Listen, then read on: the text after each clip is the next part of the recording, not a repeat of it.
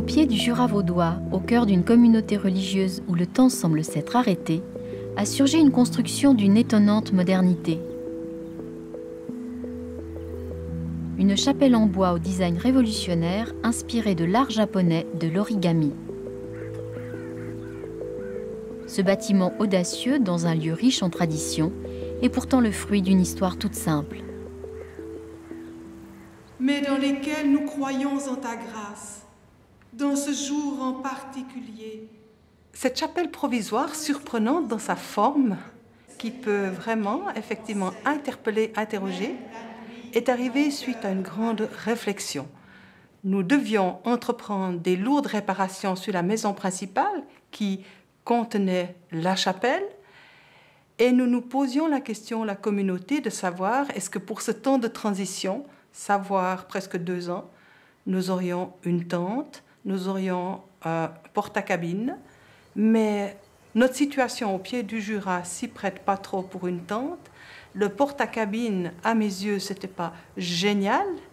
Dans le fond, nous avons eu le privilège d'être en relation avec nos architectes qui avaient des projets en bois. La vieille bâtisse en rénovation condamne momentanément l'ancienne chapelle des Diaconesses.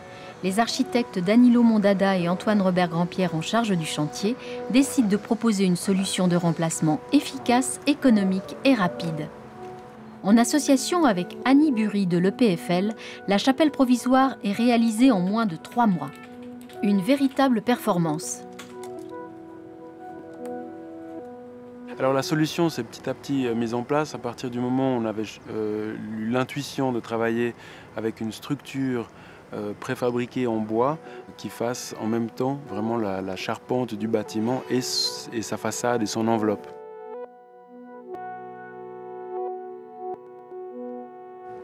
Depuis plusieurs années, le laboratoire e-bois de l'EPFL développe des prototypes de construction légères et modernes inspirés de l'origami.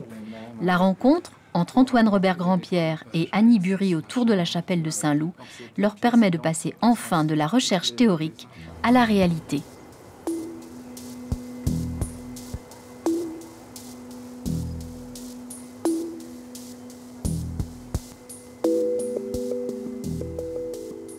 C'est sûr que lorsque sont arrivés les premiers camions sur lesquels étaient chargés les éléments de bois et que un à un ils se montaient, il y avait beaucoup d'interrogations.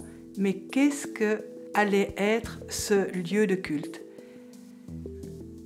Alors de voir ces éléments, tous différents, monter et tout d'un coup devenir une chapelle, ça a été la grande surprise.